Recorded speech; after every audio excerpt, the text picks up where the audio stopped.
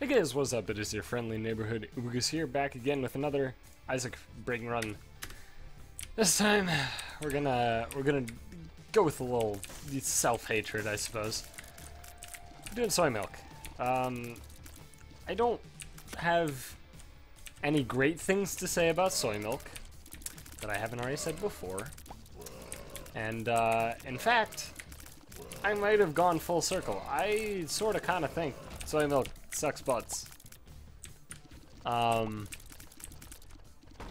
it can be good. Like, you do, I still stand by my previous statements of, you just need one synergy item with soy milk, and the item is suddenly actually really good. Problem is, if you don't get that synergy item, you're probably gonna lose. It's not necessarily the, you know, you're gonna lose, like, you're not guaranteed to. It's just, it's difficult to win, thus making it easy to lose, as those are opposite things in most circumstances. So, hopefully we can avoid the losing thing. Maybe win. Maybe. So, one thing I wanted to talk about, though, was, first of all, Dota 2 patch 6.85 got patch notes and release today, which is crazy for Dota. Normally, the patch notes are, they precede the actual patch itself by a substantial amount of days. I think the shortest turnaround before this one was 3 spirits, which was like a week. So yeah, it's kind of weird. Normally it takes a while, but this time it was just like boom, done. It's not a major patch, in fairness. It is admittedly a smaller patch. It's not supposed to be a huge balance change up. It's mostly supposed to just be kind of like this little tweak here or there to make the game more enjoyable for everybody, except for Lesh and Storm Pickers. Fuck you. But aside from that, everybody's happy, and that's pretty much that. Waiting for the next major balance patch, which of course will be 686. What do they do if they get to 100? Well, 600. You're welcome. Solved that mystery for you real quick, didn't I? No, but seriously, that's how generally, what is it? It's, I guess, software does their things. So don't be shocked if you see a 600 in Dota 2. There's a chance IceFrog might want to actually just substantially change the game within the next, what, I guess 15 versions, that maybe we will never see a 600, but unless an incredibly substantial change to the game occurs, we will probably be seeing a 600, which is 6.100. But isn't that just 6.1? No, it's not. It's not a math thing. It's a software thing. It's not a math thing. It has nothing to do with math. It couldn't give less of a shit about math. Speaking of which, please, for the love of God, say couldn't care less. Please, just start saying that. Make it a habit if you don't already. Because every day I hear somebody say, I could care less, and I'm like, yeah, me too. Anybody could care less. Being able, like, God, I don't, it pisses me off. It takes a special kind of somebody to not be able to care less, right? Caring so little that you can't care any less. That's, anyway. I've been on that tangent before. It bothers me. Whatever. Saying I could care less is like saying I care some amount. Good, thanks. That was really useful information that you gave me there. You care some amount. Nice, awesome, okay. Now that that mystery's solved, time to figure out fucking what happened to all the pot that we were storing in the mystery machine. Shaggy. No, really though, like how high are the characters implied to be in Scooby-Doo? Pretty high, right? They gotta be. They're seeing ghosts and shit. At the very least, Shaggy's gotta be just demolished. I'd be surprised if Shaggy even had a brain cell left. He's hit like Snoop Dogg levels of fucking pot overdose. You can't overdose on, well, you can technically overdose on pot, but I believe, what was the actual thing? There's like, technically there is theoretically an amount of pot that you could smoke in a short time frame to overdose on it, but there's like some physical limitation. First of all, because it's just unreasonable to smoke that much in a short time frame. But there was something like, I think you would like fucking die because you'd be out of oxygen or something like that. Something weird. I don't remember the exact thing. But it's technically possible to overdose on pot. Apparently. I don't know. I'm not a scientist. I also don't smoke pot, so I'm the least qualified person to talk about this, but I read a thing once, so that makes me automatically qualified, right? I have access to the internet, so I'm qualified.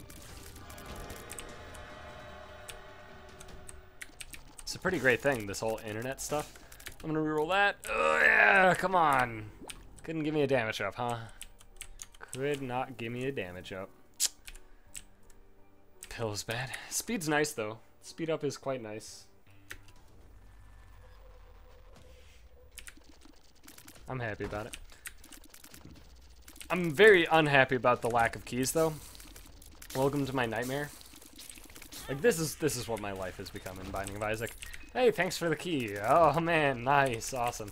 I bet you the last floor had something actually good in the item room, and this floor is gonna be a fucking, I don't even know, man. It's gonna be like Book of Revelations, and I'm like, ah, it's pretty, it's a Spirit Heart, and then I get to reroll it. That's pretty sweet, right? And then I'm gonna reroll it, and it's gonna turn into a fucking, I don't even know, man, like Lemon Mishap or some shit. It's funny how Lemon Mishap in vanilla, in Vanilla Isaac was like the thing, right? It's like, what bad item am I thinking of? The Lemon Mishap. And now it's like, you would list probably like 7 things before Lemon Mishap. And it's not that Lemon Mishap is suddenly good. It is better. It actually does a lot of damage. But there are things that are quite drastically worse. I'm so happy that I have soy milk, by the way. But yeah, there's plenty of items that are just so much worse than Lemon Mishap.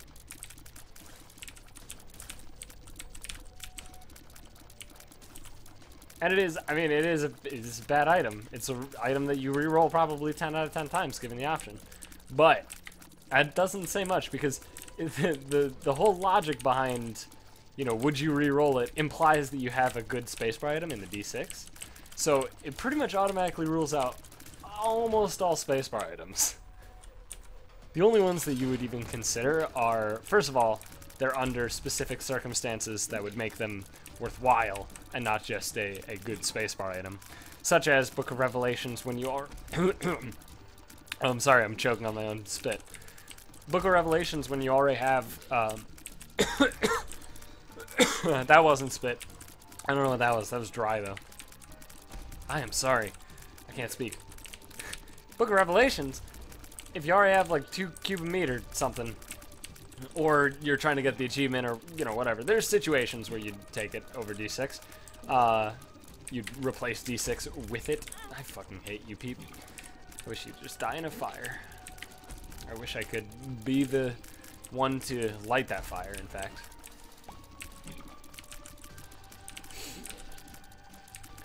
God, is that...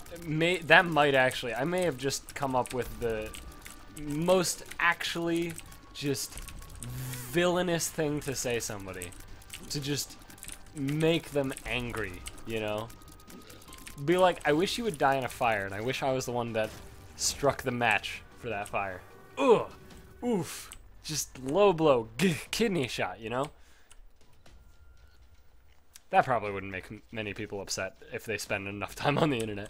myself included. That probably wouldn't even faze me. I'd be like, yeah, okay, sure. The internet's such a fucking weird place, man. I love it. I mean, I can't deny my love for the internet, but at the same time, I can at least comment on its fucking weirdness, you know? And I'm not talking like meme level mainstream internet's weird. Look at these crazy Japs. They're crazy commercials. I mean, like, it's just weird, you know? I'm not talking like the fucking, hi, I'm Ted. What is the fucking meme? The seal, is it Seal of Doom? Haha, I'm so random. You know, that fucking copy pasta. I'm not talking like that. I'm talking like just a deeply weird experience being on the internet. Cause like, I don't know, it's like it's an exaggerated version of reality, you know? I mean, it is reality. Anybody who's like, I don't know. This is one thing that actually bothers me quite a bit, is when people are like, you know, they don't consider like internet friends real friends. It's like, but it's a real person. Like, I'm talking to a real person. Whether or not we're in the same room is irrelevant, right? Like, you talk on the phone to your relatives, that doesn't make them your fake relatives, you know? It doesn't make them any less real just because you're not face-to-face in the same room. It doesn't matter. They're still people. People are people. That bothers me. But, you know, it's like all of the things that happen on the internet, all the interactions that happen are like incredibly exaggerated versions of what that interaction would look like in person. Thank fuck I got the paperclip. This is so good. Ooh, that's pretty good. Potentially. So, for example, you know, like, friends tend to give a bit of the banter. Fucking hate this room. No matter what happens, like, what the fuck? They all died! I'm gonna kill myself. Not in real life. I'm also not gonna kill myself in this game. That'd be giving up. I'm not a fucking loser who gives up. But yeah, so, you know, friendly banter is commonplace, at least in male interactions. I am not a woman, so I do not know if it's friendly banter or if it's more of like vicious passive-aggressive bullshit. I've seen a lot more vicious passive-aggressive bullshit between, you know, interactions between women than I have seen friendly banter between women. But that's anecdotal, and it's a small sample size, so I don't know for, on the whole, if that's true. But at least, in my experience, dudes just give the banter. That's just how it works. That's what it's like. Being a dude is you banter. And you act, generally, very gay. And it's not a bad thing. Nothing wrong with being gay. But you wouldn't expect a group of 5+ heterosexual cis-het white males. You wouldn't really expect them to be like, dude, I'll suck your dick for a quarter. You wouldn't expect that, really. Well, you might, if you spend enough time around them. But I don't know, it's a weird thing. It's just a weird thing. And the internet exaggerates it so much. I mean, at some point, I might have let on a number of gay men on the internet. I feel kind of bad about it. Although I did get hit on by this guy on Ask FM. Weirdest place to get hit on, by the way. By some dude who called himself a gorilla and asked if I wanted to have a pet gorilla. And I was like, this is a bit too weird for me. And then, you know, I was like... at first I was kind of playing along, like maybe this guy's just shitposting or something. And then it got serious. And he was like, here's my email. And I'm like, no, dude, you don't. I'm straight. I'm straight, and I'm sure you're a wonderful person, but I'm not. I don't go that way. Like I'm into the chicks. You know, I'm not. This is weird to me. I'm bantering. It's called banter. And then he just vanished. He just poof. just out. You know, he's like a fucking gay Batman. You stop talking to him for like 2 seconds and then they just vanish into the night. It was weird though. And I'm almost certain that that's happened before. I'm pretty, like, I'm really bad at picking up signals. I'm good at certain signals, but when it comes to like a level of like attraction signals, you know, I'm real bad at it. Absolutely my worst trait. Being able to my ability to pick up on signals of, you know, people being into me or whatever. It's a rough life.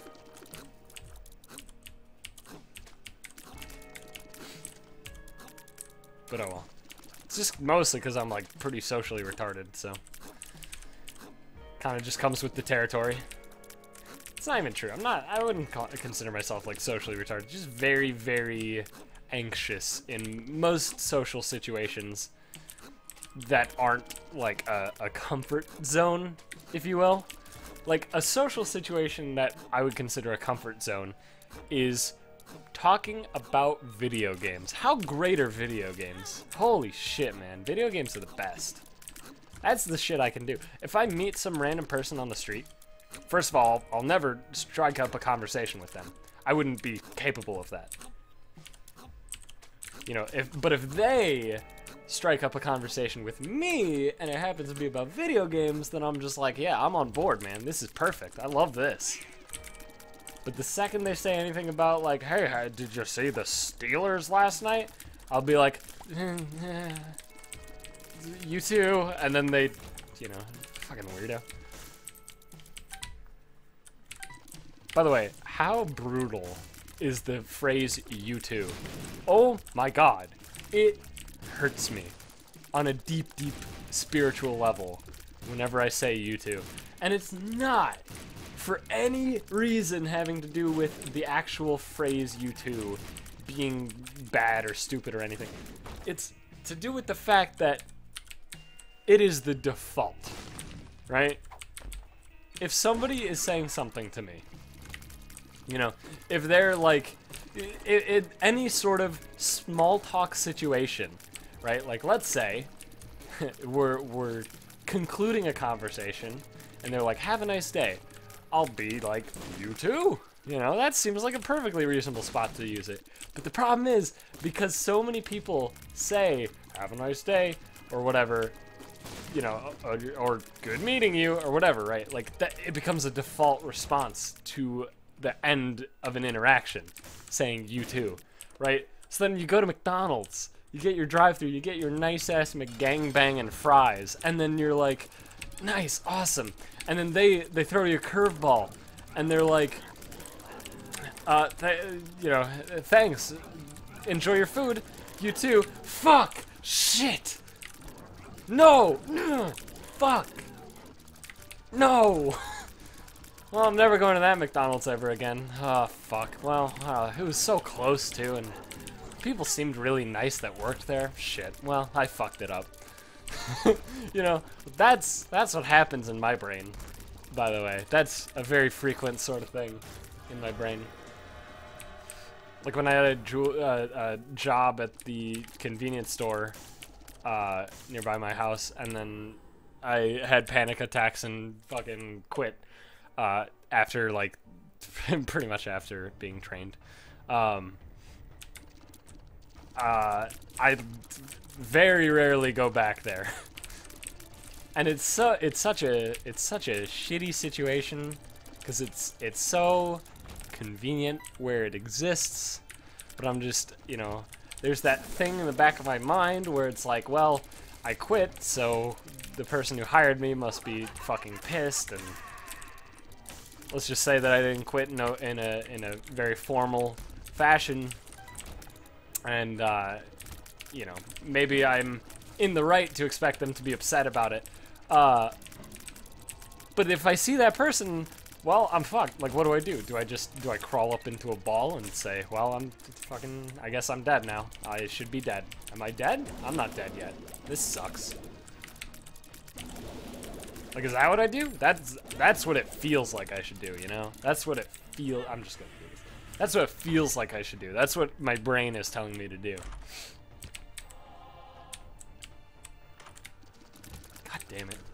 Had to get greed. So like that's, I don't know. It seems like such a bizarre and a very, very, just really a dumb thing to be like, you know, to make the decision to just not be involved with something ever again after like an embarrassing situation or something like that. Something to that extent. And it's so irrational, but I can't help it. That's the way my brain is fucking wired, I guess. I don't know. That's why I burn bridges a lot. It sucks. Oh well. Although most of the people I've met on the internet, I haven't really. Well, I've burned a few bridges, in spectacular fashion in some cases, but for the most part, it's like I still kind of to some extent keep up with the people that I know from the internet, mostly because it's easy to do so. Twitter, for example. Oh, there's only Necropolis 1? Ugh. Well, at least we have one more shop to actually spend money, so that's cool. I fucking hate you, War. Ah! Ah! I hate that attack! It's too fast! The bullets are too fast! I really hate it, actually. It's like my least favorite thing.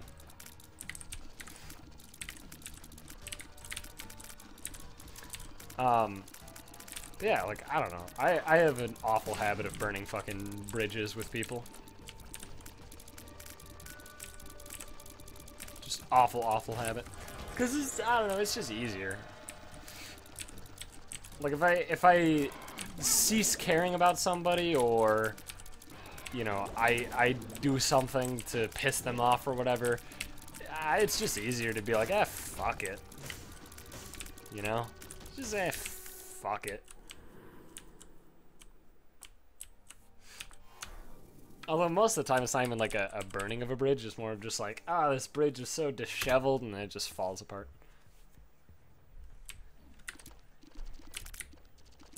I don't know, man. Social anxiety is a hell of a drug, I'll tell you that, though.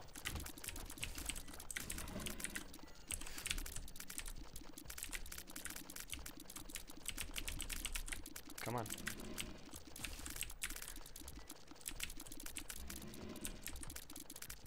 Also, it might not even just be, like, explicitly social anxiety. I don't know. I'm a very anxious person in a lot of respects. Alright, we finally got a shop. And it's actually a really good one. Yeah, I'm just a generally anxious person. I have, like, pretty... I don't know. It's weird. I'm weird. I'm so weird. But I have, like... I guess it's called, like, deadline anxiety, you know? But it's not, like, what you'd expect? Okay, alright, let me explain. So whenever there's, like, a thing, right? Like, let's say, how about, for example, a dentist appointment? I have a dentist appointment at 9:30 a.m. on fucking Saturday. Sure, seems fine, seems reasonable, that's fine. I'll be up in time, and I'll go to the dentist appointment, and it'll be easy. I've done it billions of times. I know exactly what I'm doing at the dentist appointment. And in fact, the place that I go is really nice and very fast, so no big deal. Such a small deal. But what'll happen is it'll be like, what did I say, 9:30? Yeah. So it'll be like 9 o'clock, right? And then I'm like, oh man, and then I start getting the butterflies, you know, at 9 o'clock, and I'm like, oh, gotta pay attention to the clock, and then obsessively, for the next, you know, however long until I leave. Normally I leave too early because of this shit, but until I leave, I'm just obsessively looking at the clock, like, what time is it? What time is it? What time is it? Oh, I gotta go, and it's like, you know, it's like 9:15. The dentist place is like down the fucking street. Get there super early. The nice thing about specifically dentist appointments is that the place I go, they don't have a lot of customers. So, at least generally they don't. So, it's very easy if you get there early to just, you know, show up they recognize your face, and they're like, yeah, one sec. And then, you know, you're in like 10 minutes before your appointment was set or whatever. Which is nice, but, you know, some situations are different than that. And, like, I don't know, I guess that's deadline anxiety. But most of the time when I think of deadline anxiety, it's just people being, like, nervous of, like, a deadline. Like, say you have a project that's due, and, you know, getting super anxious about, like, oh, it won't be done in time. That sort of thing. And for me, I'm like, oh, it won't be done in time? Well, fuck, oh well. That's not true. I do, in that last 2 hours before the class, that's when I turn on the jets, you know? That is one thing that I'm proud of. The only projects that I ever, like, missed, in heavy quotations, were labs, because fuck labs. And the worst part about labs is that because I was in college, I was going into physics teaching. Nice. Physics teaching, physics education. The goal was to become a high school physics teacher. Anything based in science, you do a lot of labs. And labs are the most frustratingly retarded thing that exists, I think. Nothing about labs is enjoyable. Nothing about labs teaches you anything. Like, I could learn from watching somebody do the experiment that the lab is centered around. I could learn everything I learned in the lab just by watching somebody do it, right? So when, like, the teacher is like, and here's what we're doing, and then they do, like, the mock example or whatever, where it's like, this is how you do this, and this. I'm like, I have learned. I now know what we are learning in this lab. And then it's like, and now write me 3 pages on this lab with all this information that is unnecessary. Give me an exact measurement of which chemicals you use to solicit this reaction, which is fine if it's like a titration, right? I think titrations are the ones where it's like the specifics are the very important part. But, like, you know, just like a regular ass lab where, I don't fucking know, you're looking at, like, oxidizing metals or something. And it's like, give me all these specific measurements that I've read on every single other person's lab at the exact same numbers and gave it a nice check mark. How does that help me? I mean, maybe it just improves my record-keeping skills, but it's so meaningless to me. I don't care about those numbers. And the worst part is, it's just a bulk of work. Just a bulk of it. Just a Bolsheviks. But just a bulk, you know? Like, every lab you can expect to spend like 3 hours on the fucking lab just because it's a lab. You know? It's like, I did the experiment. It took an hour. We're done, right?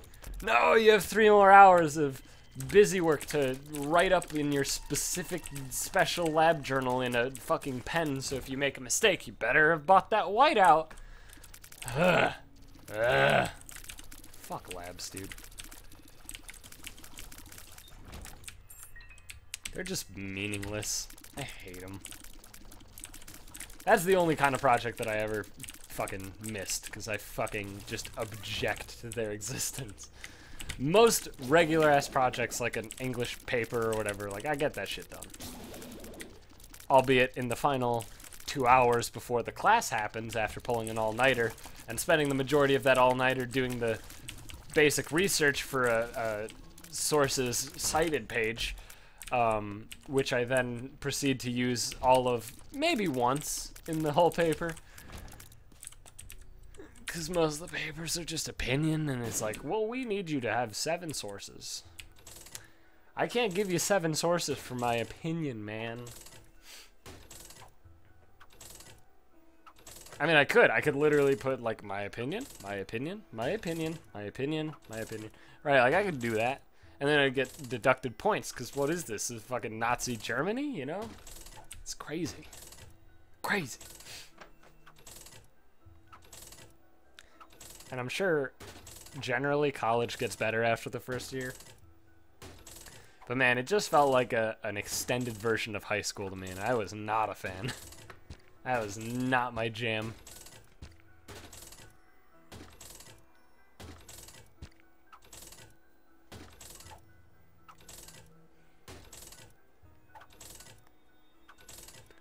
I would like to get, I don't even know what I want. Just more spirit hearts. Give me more spirit hearts. Yeah, there you go. Pile them on. Hey, everyone, get in here. Yeah, that's not bad. Spirit heart? Hey! Alright, so here's the plan. First of all, let's check what all these are. I don't care about Magician. Card Against Humanity. Hierophant, sure. Pop it.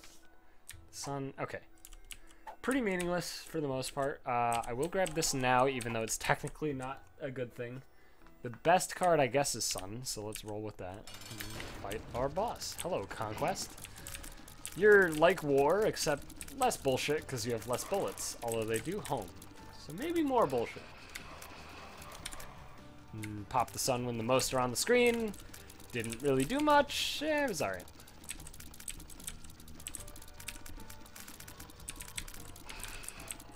Alright, so the reason I have Judas's Tongue is because, one, I need to refresh my memory on whether or not Judas's Tongue reduces the cost of deals with the devil down to 1 Spirit Heart, which was irrelevant because fuck everything. But also because if it was reduced, then, you know, that's really good. And I wanted to have it. And I have,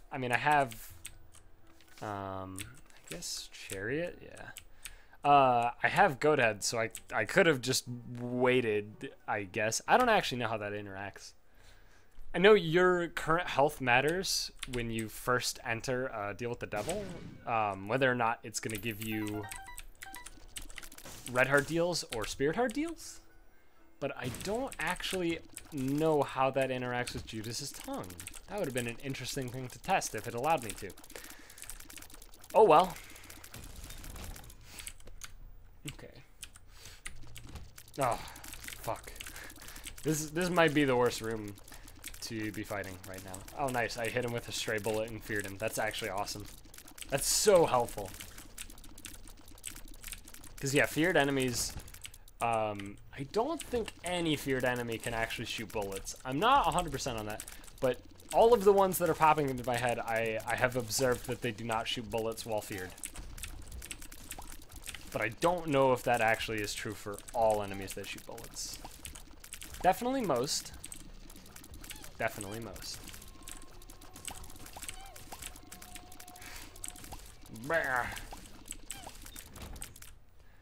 Curve torn. Well, that'd be sweet if I didn't have this whole key situation, which includes the, okay, we're gonna take you out, and then we're gonna take this guy out. The key situation being somewhat difficult, and I have Guppy's tail. So, I really don't want to ditch, the paperclip. In fact, I would like anything but ditching the paperclip.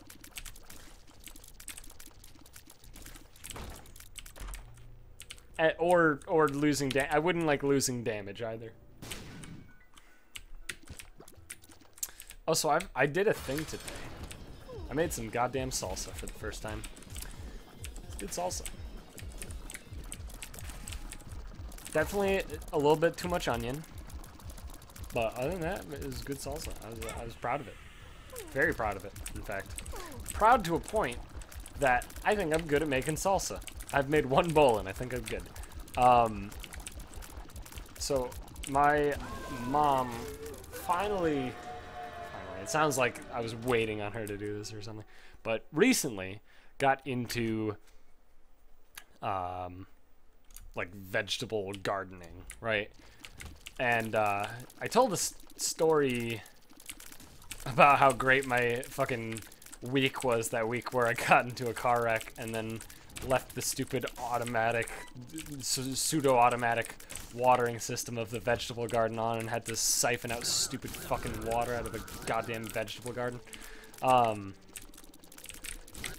that was great. But, so she got into, like, vegetable gardening, and we got a lot of tomatoes. Like a lot. Because what she did was she got like the packet of seeds, right, for the tomatoes, and just fucking dumped it, right? Just dumped it all. It's like, well, what if some of them don't survive? And then dumped it. So we probably have picked anywhere in the realm of like 100 to 200 tomatoes over the summer. It was a lot of fucking tomatoes, all right? Like just a lot of tomatoes. And I'm okay with it. Tomatoes are a pretty good thing to have an excess of. Because you can, I mean, you can do a lot of stuff with tomatoes. In fact, that is one thing I didn't do. That just popped into my head. I should, because we still have plenty of fucking tomatoes. I should make some, I don't know, some sort of fucking sauce. Not like salsa sauce, but like pizza sauce. I should do that. It would probably turn out pretty good. The tomatoes are good. Like, they're real good. Anyway, that's what I was saying. So, we have an excess of tomatoes, which is a great thing to have excess of. And, we have tortilla chips, right? And I was digging around the kitchen, you know, and I was like, ah, tortilla chips. All right, I want to grab some salsa. And there was no salsa, and I'm like, all right. And then my mom was in the kitchen as well, and she was like, make salsa. And I'm like, I don't know how to do this, but all right.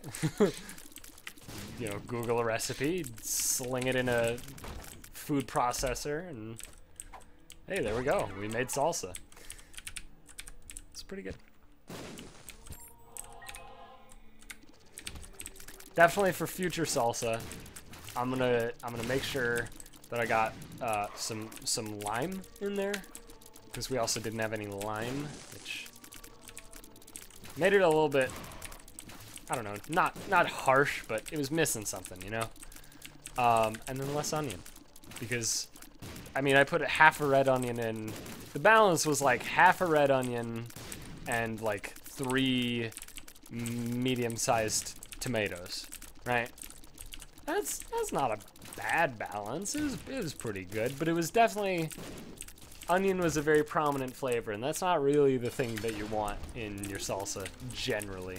You want some onion. It's gotta be there. It's gotta be there.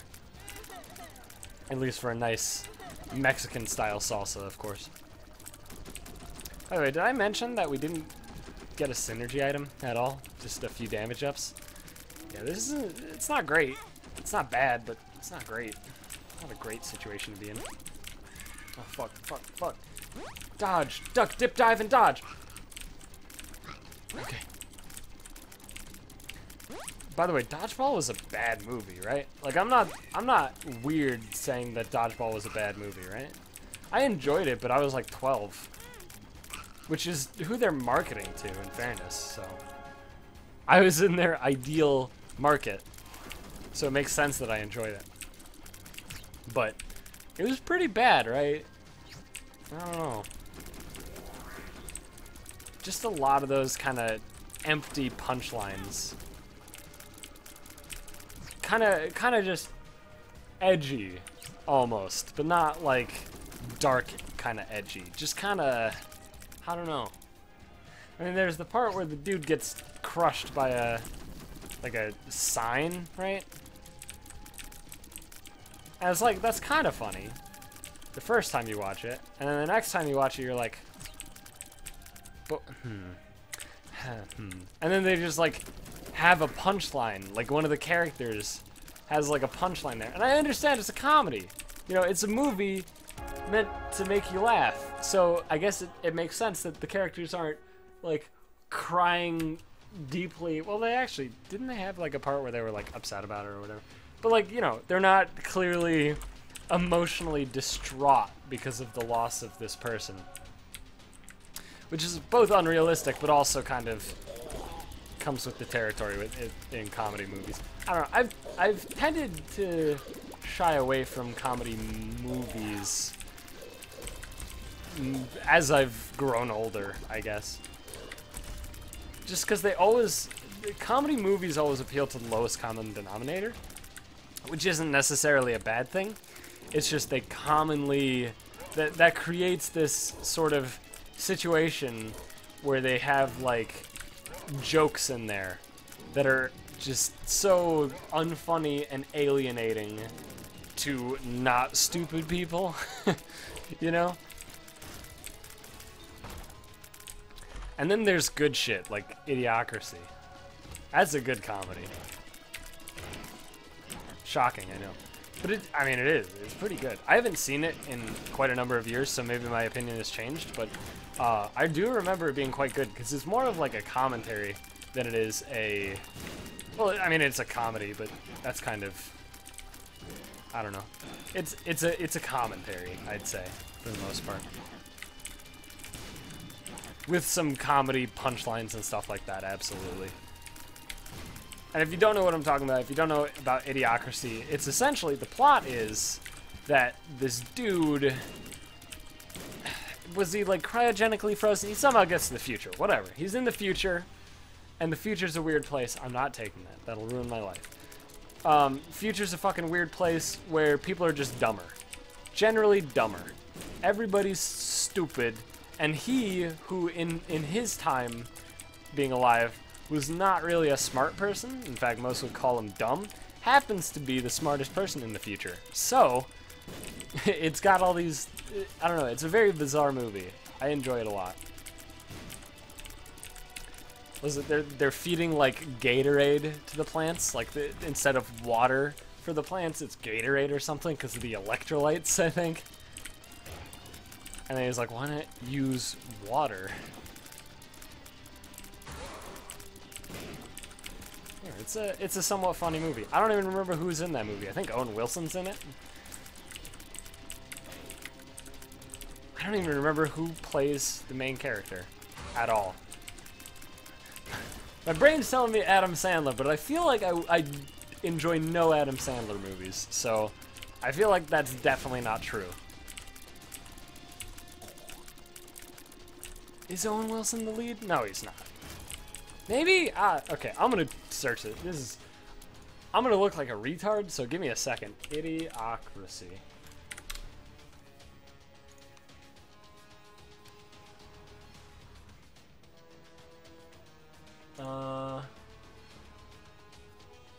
Luke Wilson. Is Owen Wilson not in this? I could have sworn he was. He existed somewhere. I guess not. IMDb is telling me that he's not there. Luke Wilson, though, I guess plays the lead. Yeah, that's him. Alright, okay, we're good. Sorry. I needed to take a moment to make sure I wasn't being retarded. So, Luke Wilson, I don't know who the fuck that is. Maybe that's why I didn't remember. Could have sworn Owen Wilson was in there, even as like a cameo. I don't know, man. I might be confusing it with Zoolander in terms of the people in it, because Zoolander has that kind of like generic comedy, lowest common denominator cast of characters, and Owen Wilson. Oh my god, how did I not get hit? Owen Wilson's in a lot of stuff, by the way. The only reason that I actually remember who Owen Wilson is because of his fucked up nose. And I know he can't help it, but it's still a fucked up nose and it bothers me. I don't know. Looking at it just weirds me out.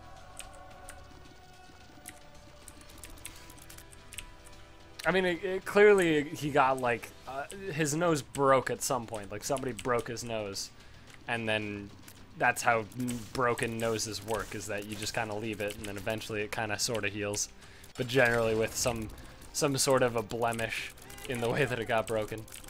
You don't get like a nose cast, as far as I understand it. Maybe if your nose got broken in such a way that it needs like a full reconstruction or something, you'd get a cast, but for the most part it's like, ah, nose broke, alright. Maybe you get like one of those like a nasal strip type things, where it's just like a stiff piece of fucking plastic with adhesive. I've never broken a bone in my body, although I might have actually broken a toe once. I don't know. I didn't see a doctor about it, but it felt pretty fucked up for a solid month and a half, I want to say. Maybe it was even 2 months. I'm not certain. It was during high school. I was getting hurt on the daily in high school. Not because I was getting beat up or anything. It's just because I was a fucking stupid kid. That's when I got what I would consider the worst injury in my life. Was when I was in high school. And I was playing Ultimate Frisbee. And the school got this new fancy AstroTurf. You know the stuff. AstroTurf. It's like the most not grass thing you can have. And so we were playing on the school's football field with the nice ass new AstroTurf. And I was going for a real long pass, like a Hail Mary type pass in Ultimate Frisbee, right? And I wasn't expecting it really at the time. And whoever on my team was going long, like, I don't know, they were distracted or something. I thought it was a great idea to go for it myself. And I was like more mid than long, right? So in Ultimate Frisbee, I never played at like a high level, but you know, I played with friends. So normally in Ultimate Frisbee, you have like the cluster around the dude with the Frisbee. The opposing team has either one or two dudes covering, depending on the situation. Just trying to stuff the Frisbee. And normally being a douche and just tapping the Frisbee when you're getting ready to throw it. Even though that's like against the rules, technically, I think. And then you got like the mid, where you have just like maybe 4 people, you know, two on each team, just chilling out. And then you have the long, right? I was like in mid. Guy in long was like, I don't know, picking his nose. I sprinted to get out to the Frisbee. I did catch it, but as I caught it, I tumbled to the ground and dug my knee directly into the AstroTurf, right? Just ground it. It's almost like a cheese grater, right? Right on my knee. And I, you know, got up, started going, ooh, that feels like a rug burn. And then like 10 minutes later, my friend is like, dude, you're bleeding a lot. And I'm like, what? I look down at my knee, just gushing, right? Just, it looks like my knee turned into Swiss cheese, right? Just individual droplets of blood just gushing out. And then it, you know, stained my sock pretty red, and it was disgusting. It didn't really hurt until I saw it, and then it hurt really bad, which is generally how that sort of thing works, which is weird to me, but I don't quite understand it. But yeah, that shit, I still have a scar from it. My right knee is generally darker than my left knee. And that was, shit, 3 years ago? 4 years? 3? Fuck, I don't even remember. Some number of years ago. It's weird. The worst part was when it was healing, it was like it hurt to heal because there were like a couple scabs scattered throughout it, and the scabs hurt. And when I would like walk, because it would bend the skin, and then the scabs would like scrape against a different spot, and it got pussy. It was really nasty. Anyway, thanks for watching.